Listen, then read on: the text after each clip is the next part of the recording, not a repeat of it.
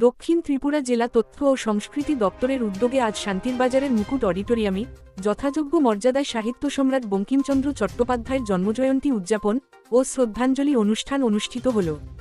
দক্ষিণ ত্রিপুরা জেলা পরিষদ, শান্তিরবাজার পৌর পরিষদ, বগাফা পঞ্চায়েত সমিতি ওবিএসি এবং জোলাইবাড়ি পঞ্চায়েত সমিতি ওবিএসি এর যৌথ সহযোগিতায় আয়োজিত এই অনুষ্ঠানটি সকাল 11টায় চারাগাছে জলসিঞ্চনের মাধ্যমে শুরু হয়। অনুষ্ঠানে উদ্বোধক ও প্রধান অতিথি হিসেবে উপস্থিত ছিলেন দক্ষিণ ত্রিপুরা জেলা পরিষদের সভাধিপতি দীপক দত্ত। বঙ্কিমচন্দ্রের প্রতিকৃতিতে পুষ্পার্ঘ্য অর্পণ করে শ্রদ্ধা জানানোর পর তিনি সাহিত্য সম্রাটের কালজয়ী সৃষ্টি এবং ভারতীয় জাতীয়তাবাদী চেতনায় তার অনন্য অবদানের কথা স্মরণ করেন। অনুষ্ঠানে প্রশাসনিক ও সামাজিক স্তরের বিশিষ্ট ব্যক্তিত্বদের উপস্থিতিতে এদিনের অনুষ্ঠানটি এক ভিন্ন মাত্রা পায়। বিশেষ অতিথি হিসেবে মঞ্চ আলো করে বসেন দক্ষিণ ত্রিপুরা জেলার জেলাশাসক ও সমাহর্তা মোহাম্মদ সাজাদ PIAS, শান্তিরবাজারের মহকুমা শাসক শ্রী তরুণ কান্তি সরকার। এছাড়াও উপস্থিত ছিলেন শান্তিরবাজার পৌর পরিষদের চেয়ারপারসন শ্রীমতী স্বপ্না বৈদ্য এবং পৌর পরিষদের ভাইস চেয়ারপারসন সত্যব্রত সাহা, জোলাইবাড়ি পঞ্চায়েত সমিতির চেয়ারম্যান তাপস দত্ত।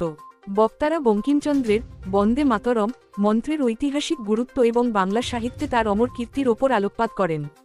সমগ্র অনুষ্ঠানটি সফল করার জন্য জেলা তথ্য ও সংস্কৃতি কার্যালয়ের বিলোনিয়া সহ অধিকর্তা শ্রী মনোজ দেববর্মা উপস্থিত সকলকে আন্তরিক ধন্যবাদ জ্ঞাপন করেন। উপস্থিত ছিলেন মহকুমা তথ্য সংস্কৃতি আধিকারিক অনুপম পাল।